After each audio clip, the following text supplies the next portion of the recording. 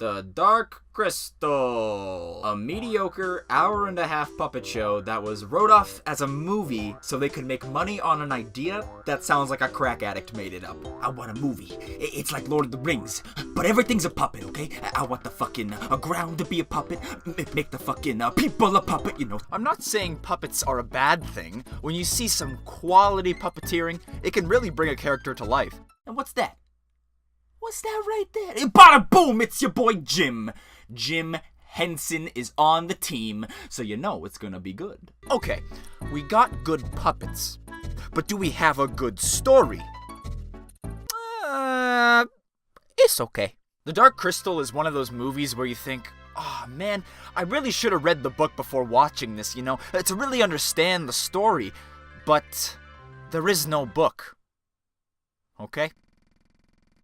There's no book. Watching this, I feel like I missed all the cool shit that already happened. There was a crazy war, a solar alignment, the spawning of a magic crystal. But what do we get? Bada bing. The movie opens with this long, 10-minute expositional narration explaining every little detail that just doesn't matter. And when you finally get to the movie, just when you think it's about to get good, it's more exposition. Come on. Okay. Easy fix. Just remove that whole opening sequence. Into the garbage with you. Oh, shit. And get Grandpa Man to tell us the important shit.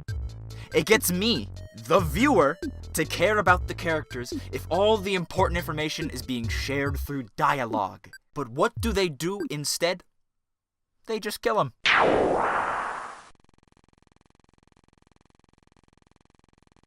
I didn't care about him dying. And Jen definitely doesn't care about him dying. Master, don't leave me. Yeah, we gotta acknowledge for a second that this guy doesn't give a shit about anybody. I must leave you. Leave me? Master, no. Whoever was the voice actor for this guy clearly just didn't care. I'm not ready to go alone. All right? Alone then. Nothing is simple anymore. What am I doing here? The whole world is gonna fucking end, and Jen just could care less.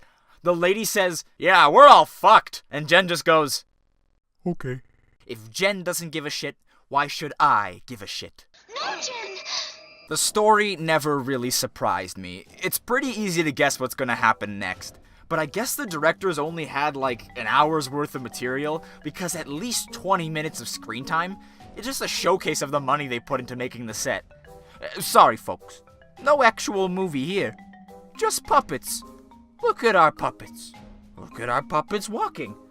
Look at nature puppets. For the time, the special effects were pretty dang good. Like when this guy dies in the bed and becomes dust, and you get to watch his body slowly fade, and the big frog turtle comes out of the water. It's awesome. But then, because this is all puppets and shit, you get those awkward moments in the movie where you know that shit just didn't work, but they throw it in there anyway. I find that happens a lot in older fantasy, sci-fi movies. Shit like that would not fly today. Like when the birds clash their swords together, it just looks so clunky. Or when the crab guy tried to grab Jen and he just says, nope, and gets away.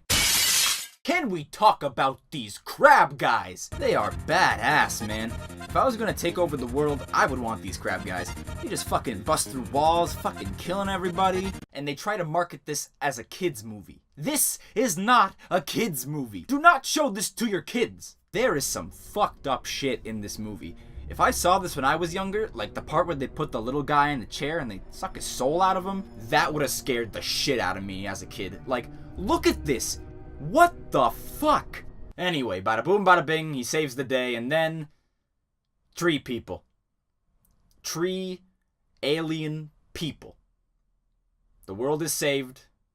Everything is fixed. You did it.